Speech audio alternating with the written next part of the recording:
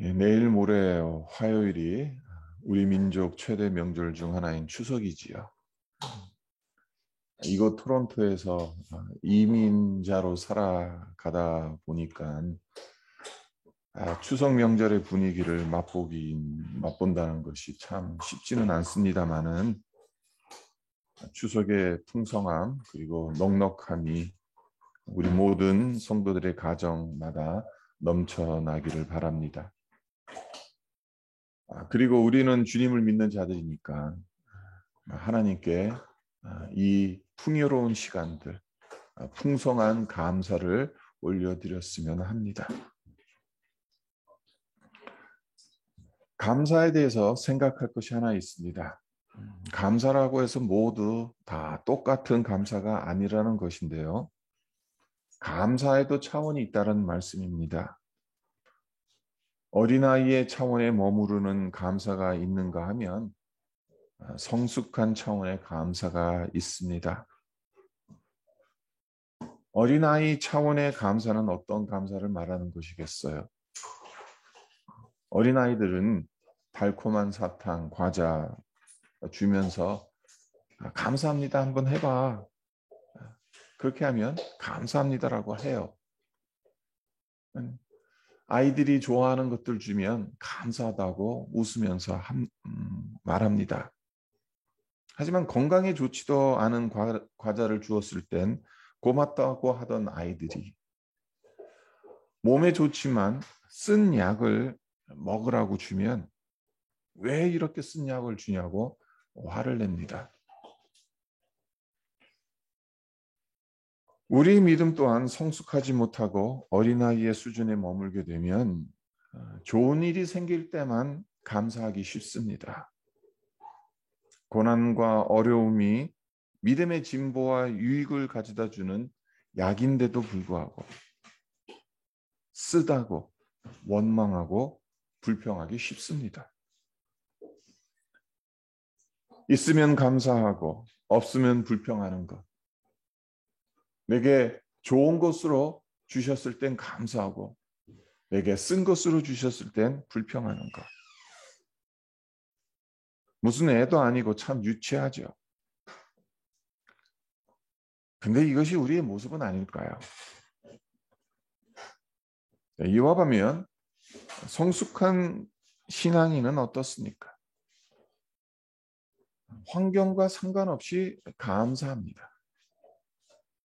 형통할 때만 감사하는 것이 아니라 형통하지 않을 때도 감사합니다. 문제가 없을 때는 문제가 없어서 감사하고 좋은 일이 있으면 좋은 일이 있어서 감사합니다. 그리고 어려움이 생겨도 그 어려움으로 인해 더 열심히 기도하고 하나님을 더 깊이 만나며 하나님께서 이 시간을 통해 나의 믿음 그리고 성품을 연단시켜 가실 것을 믿기 때문에 감사를 드립니다. 상황과 환경이 어떠하든 언제나 하나님의 사랑, 하나님의 선하심, 하나님의 신실하심을 믿기 때문에 감사를 드릴 수 있는 것입니다. 성숙한 신앙인은 환경 때문에 감사하거나 환경 탓하며 원망하지 않습니다. 범사에 늘 한결같이 감사할 수 있습니다. 오늘 본문 말씀 하박국 3장 16절에서 19절을 보면 성숙한 감사가 어떤 감사인지 우리에게 가이드라인을 제시한다라고 볼 수가 있습니다. 그래서 17절과 18절을 보세요. 비록 무화과 나무가 무성하지 못하며 포도나무에 열매가 없으며 감람나무에 소출이 없으며 밭에 먹을 것이 없으며 우리의 양이 없으며 외양간에 소가 없을지라도 나는 여호와로 말미암아 즐거워하며 나의 구원의 하나님으로 말미암아 기뻐하리로다. 이 구절 안에는 감사라는 단어가 한 번도 나오지는 않습니다. 그럼에도 불구하고 감사의 향기가 진하게 배어 있다는 느낌이 들지 않습니까? 감사의 향기가 진하게 배어있는 이 구절 안에서 성숙한 감사는 도대체 어떤 감사인가 우리가 살펴보도록 하겠습니다. 첫째, 성숙한 감사란 없어도 감사할 줄 아는 감사란 거예요. 17절과 18절에서 가장 많이 나오는 단어가 무엇이죠? 무화과 나무가 무성하지 못하다라고 하는데 결국 무화과 나무의 열매가 없다라는 말입니다. 그 다음도 보면 포도 열매가 없다고 하고 감람나무에 소출이 없다고 하고 밭에 먹을 것이 없다고 합니다. 우리의 양이 없다고 하고 외양간에 소가 없다고 해요. 온통 없다라는 말만 나와요.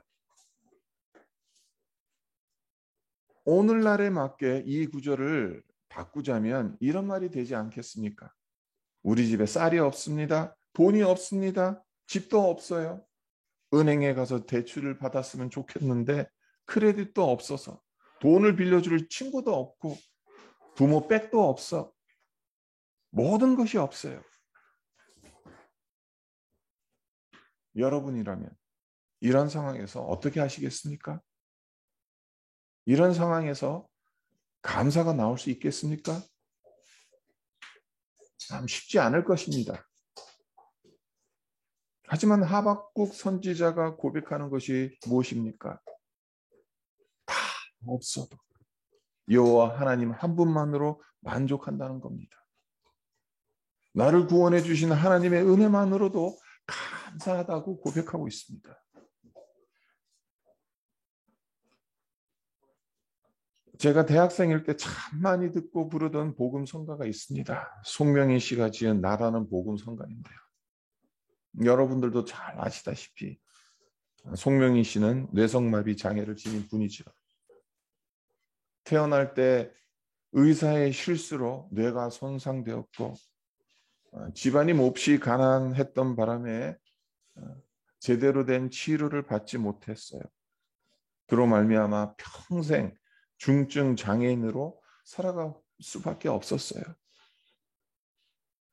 그런 그녀가 호기심과 꿈으로 가득 차 있어야 할 사춘기 시절에 아무것도 할 수 없다는 미래도 보이지 않는다는 자신의 처지, 비관하고 절망과 시리에 빠지게 됩니다.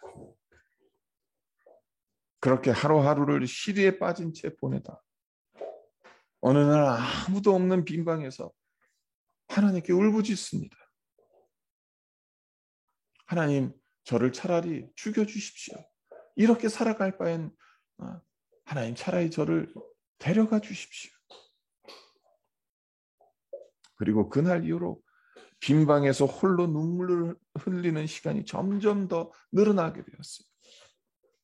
근데 어느 날 그녀의 마음속에 하나님의 음성이 들려왔어요. 그리고 그 음성을 뒤틀린 손으로 받아 적습니다. 그것이 이 나라는 시가 된 거예요. 나 가진 재물 없으나, 나 남이 가진 지식 없으나, 나 남에게 있는 건강이 있지 않으나, 나 남이 없는 것 있으니, 나 남이 못 본 것을 보았고, 나 남이 듣지 못한 음성 들었고, 나 남이 받지 못한 사랑 받았고, 나 남이 모르는 것 깨달았고, 공평하신 하나님이 나 남이 가진 것 나 없지만 공평하신 하나님이 나 남이 없는 것 같게 하시고 다른 사람들과 비교했을 땐 다 빼앗긴 것처럼 보였어요. 건강도 없어요. 어디 가서 사회생활 할 수도 없어요. 평생 누구의 도움을 받으면서 살아갈 수밖에 없어요. 그렇다고 생각을 했는데 하나님 앞에 울부짖으면서 하나님의 음성을 듣고 났더니 내게는 다른 사람이 없는 것, 하나님이 있다는 것을 발견한 겁니다. 몇십 년이 지난 지금 들어도 참으로 아름다운 고백이지 않습니까? 하지만 이 고백을 하기까지 송명희 씨가 얼마나 고통스러운 시간을 보냈겠습니까? 내게 가진 것 없다는 것, 얼마나 고통스러운지 모릅니다. 모든 것이 풍성한 현대 사회에서 왜 많은 사람들이 불행하다고 여깁니까? 왜 이전 시대보다 더 많은 것을 누릴 수 있음에도 불구하고 많은 사람들이 힘들어하면서 살아갑니까? 가장 그럴 수밖에 없는 가장 크나큰 이유는 상대적인 박탈감 때문입니다.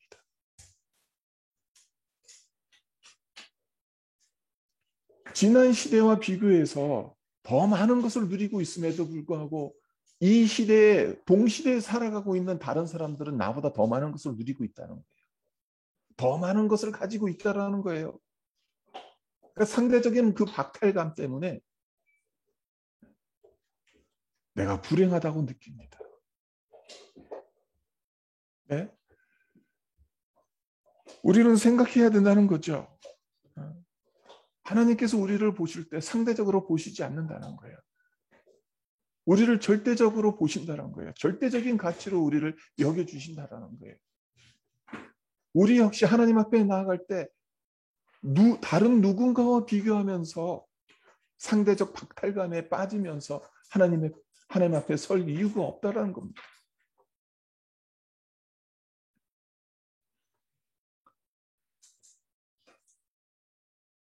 가진 것이 없어도 하나님으로 말미암아 즐거워하며 구원의 하나님으로 말미암아 기뻐할 수 있다면 그것보다 더 큰 복이 어디 있겠는가? 우리 스스로에게 한번 물어보았으면 좋겠습니다. 둘째로 오늘 본문에서 발견하게 되는 성숙한 감사는 어떤 감사냐 하면 결과를 알기도 전에 감사하는 것입니다. 이것이 성숙한 감사라는 거예요. 하박국 선지자가 활동하던 시대, 어떤 시대였습니까? 그 당시 최강대국이었던 아수르 제국이 멸망하던, 그리고 바벨론이라는 신흥 국가가 중동 지역의 패권 국가로 급북상하기 시작하던 시대였어요. 남유다 왕국 입장으로는 정치적으로나 군사적으로나 월등한 바벨론을 상대한다는 것은 풍전등화의 위기에 내몰리는 것이나 다름없었습니다. 마침내 그날이 오는 거예요. 바벨론이 남유다 왕국을 침공하는 거예요. 하박국 선지자가 이 소식을 듣는 겁니다. 그랬으니 어떠했겠습니까? 그의 심정이 어떠했는지 16절에서 이렇게 말합니다. 내가 들었으므로, 무엇을 들었다는 거예요? 바벨론 제국이 침공해 온다는 것을 듣는 거예요. 내가 들었으므로 내 창자가 흔들렸고 그 목소리로 말미암아 내 입술이 떨렸다. 무리가 우리를 치러 올라오는 환난 날을 내가 기다림으로 썩이는 것이 내 뼈에 들어왔으며 내 몸은 내 초소에서 떨리는 듯다. 바벨론이 침공해 올 것을 듣고 나서 너무나도 두렵고 걱정이 되는 바람에 창자가 흔들린다는 겁니다. 입술이 떨린다는 거예요. 뼈가 썩는 것 같다라고 합니다. 온몸이 떨린다라고 합니다.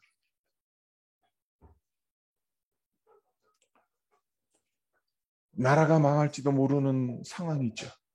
그런 상황에서 하박국 선지자가 무엇을 합니까? 감사의 찬송을 부르고 있습니다. 하박국 선지자가 감사의 고백과 찬송을 드린 것은 남유다 왕국이 바벨론의 침략에 모든 것을 빼앗기고 패망할 수도 있는 상황에서 드린 고백이며 찬송이라는 거예요.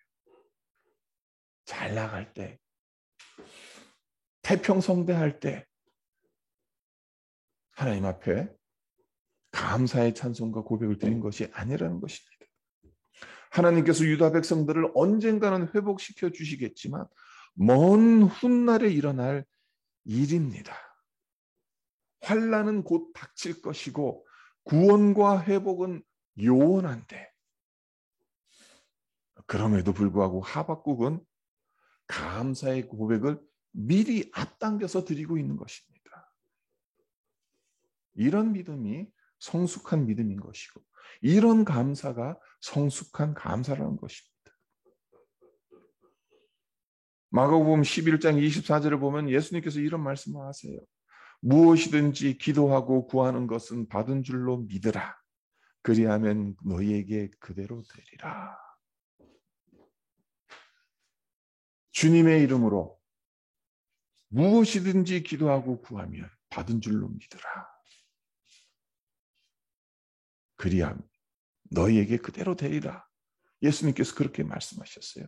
예수님의 이 말씀을 믿고 우리가 기도했다면 그 기도가 응답되기 전이라도 하나님께서 이루어 주실 것이라는 그 믿음으로 먼저 감사하는 것.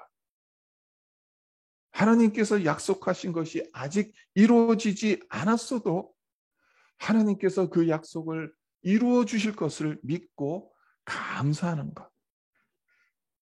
이것이 성숙한 감사라는 것입니다. 역대하 20장을 보면 오늘 본문의 배경과 매우 흡사한 상황이 전개돼요. 어떤 상황이 전개되냐면 역대하 20장을 제가 요약해서 말씀드릴게요. 먼저 1절을 보면 그 후에 모압 자손과 암몬 자손들이 마온 사람들과 함께 와서 여호사밧을 치려고 한지라라고 합니다.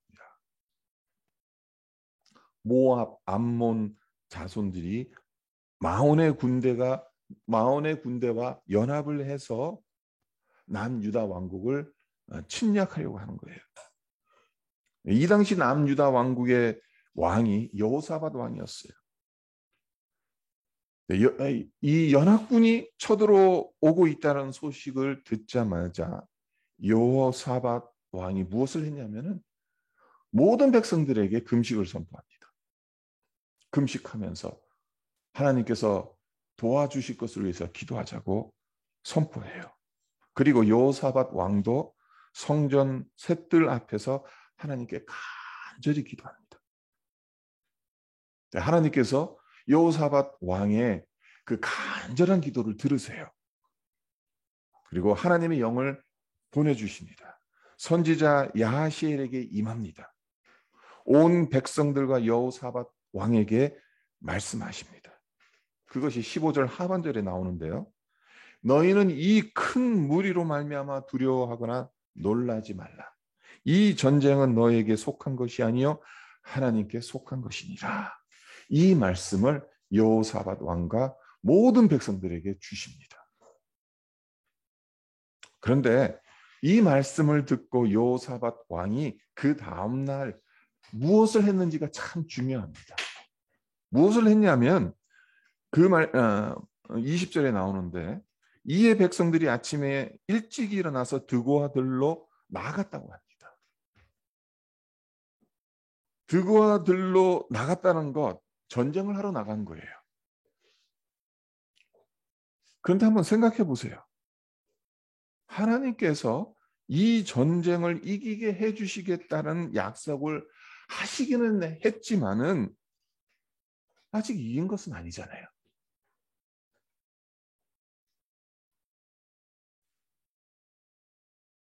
모압과 암몬, 마온의 연합군이 아주 어마무시한 이 군대가 진을 치고 있어요.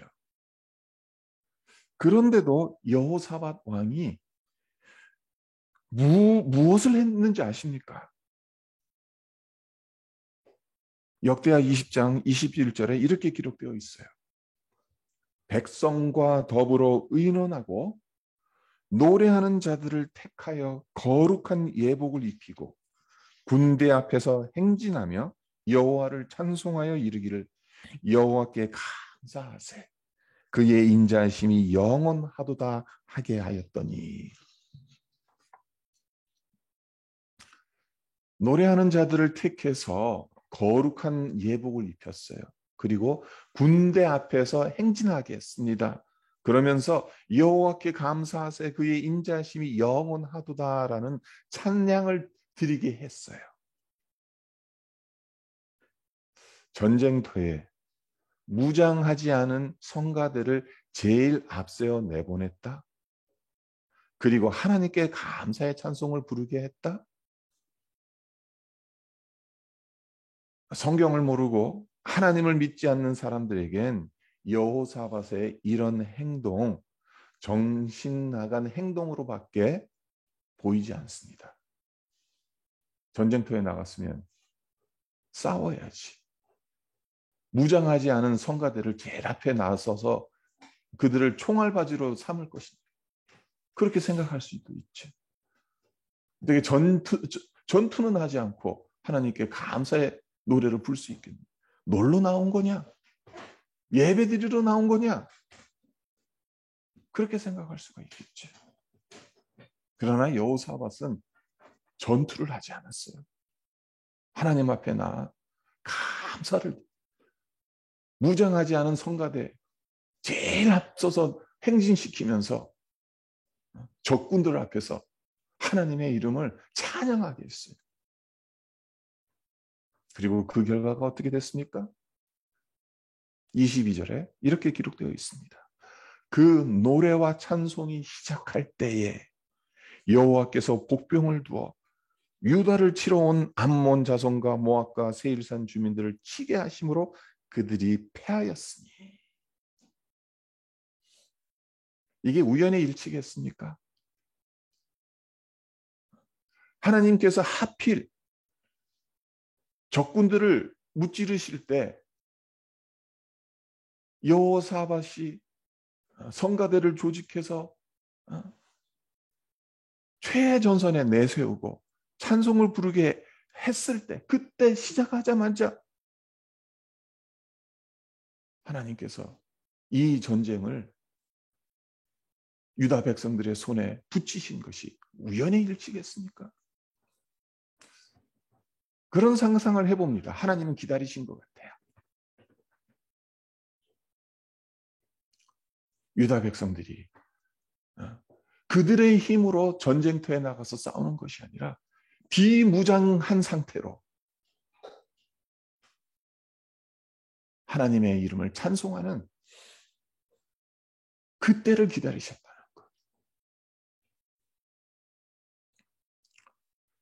아직 전쟁을 하기도 전인데도 이 전쟁은 하나님께 속한 것이라 말씀하신 하나님의 말씀을 믿었기 때문에 여호사밧 왕은 미리 승리한 줄 여기고 하나님께 감사하며 나아갔습니다. 그랬더니 하나님께서 이 전쟁을 여호사밧 왕의 손에 붙여주셨고 놀라운 승리를 거둘 수 있게 해주셨어요. 유다 백성들 입장으로는, 여호사밧 왕 입장으로는 손 안 대고 코를 푼 거예요. 활 한 번 쏘지 않았어요. 그런데도 엄청난 승리를 거두었어요. 그렇습니다. 결과를 알기 전에 먼저 감사하는 것. 참 이게 말이 되냐? 그렇게 생각하실 수도 있겠지만 이게 말이 됩니다. 성경에는 하나님께서 약속하신 것이 아직 이루어지지 않았음에도 불구하고 그것을 믿고 감사하고 순종했던 수많은 믿음의 선진들이 있습니다.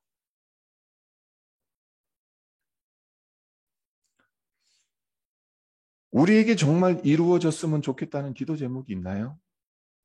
만약 그런 기도 제목이 있다면 무엇이든지 기도하고 구하는 것을 받은 줄로 믿으면서 하나님께 미리 감사해 보세요. 그리하면 예수님 말씀하신 그대로 이루어질 것입니다.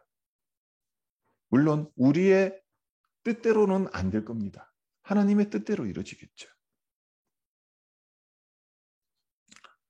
말씀을 맺겠습니다. 예배 때마다 날씨에 대해서 감사 기도하시는 목사님이 계셨다고 해요. 네. 예배 시작할 때마다 이런 기도를 드리신다고 합니다. 오늘도 좋은 날씨를 주셔서 감사합니다. 하지만 이 목사님이 감사 기도를 하는 것은 날씨가 활창할 때만, 날씨가 좋을 때만 한 것이 아니었다고요. 비가 와도 하나님 감사합니다. 바람이 불어도 하나님 감사합니다. 날씨가 안 좋은데도 똑같이 감사 기도를 드렸다고 합니다. 그런데 어느 늦여름 주일에 태풍이 그 지역을 강타합니다. 그러는 바람에 많은 성도들이 예배에 참석할 수 없게 되었어요. 그래서 얼마 되지 않은 성도들이 예배에 참석하면서 이런 생각을 합니다. 우리 목사님 오늘만큼은 날씨에 대해서 감사 기도를 하시지 못할 거야. 태풍이 불고 그러는 바람에 많은 성도들이 예배에 참석하지 못했으니 어떻게 감사할 수 있겠어? 예배가 시작되자 목사님은 다음과 같은 감사 기도를 드렸다고 합니다. 하나님 감사합니다. 이런 날씨를 1년에 한두 번만 주셔서 감사합니다. 매일 이런 날씨 주신 게 아니라 어쩌다 1년에 한 번, 두 번 이런 날씨 주셔서 감사합니다. 성도 여러분, 감사가 축복의 자리로 이끕니다. 작은 감사가 더 큰 감사를 낳게 합니다. 감사는 우리가 할 수 있는 가장 성숙한 신앙의 고백이에요. 이것보다 더 하나님 앞에 성숙한 믿음의 고백을 드릴 수 있는 게 없어요. 상황이 어떠하든. 하나님 이래서 감사합니다. 하나님 지금 이 상황이 참 좋지 않은 것 같지만 그래도 하나님 저에게 하나님께서 저를 계속 붙들어 주시고 저와 함께 하시니 감사합니다. 상황을 보는 게 아니라 하나님을 보기 때문에 감사합니다.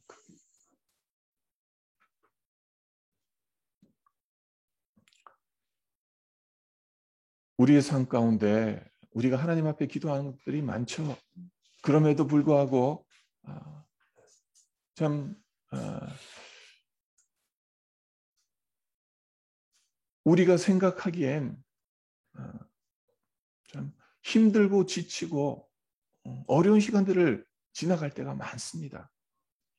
특별히 지금 이 코비드 사태로 말미암아서 우리야 뭐 토론토에서 지내고 있으니까 추석이다, 설날이다 별 큰 감흥으로 다가오진 않습니다만은 한국에선 지금 두 해째 제대로 된 추석 명절을 지키지 못하고 있잖아요.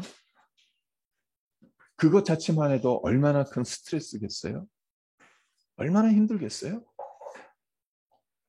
상황을 본다면 감사할 거리가 없어요. 불평할 거리밖에 없겠죠.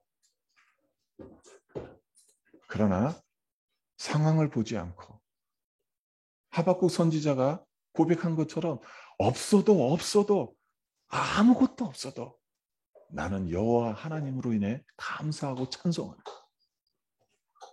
하나님께서 약속하신 대로 그 약속이 이루어지지 않았음에도 불구하고 미리 앞서서 하나님 앞에 감사합니다.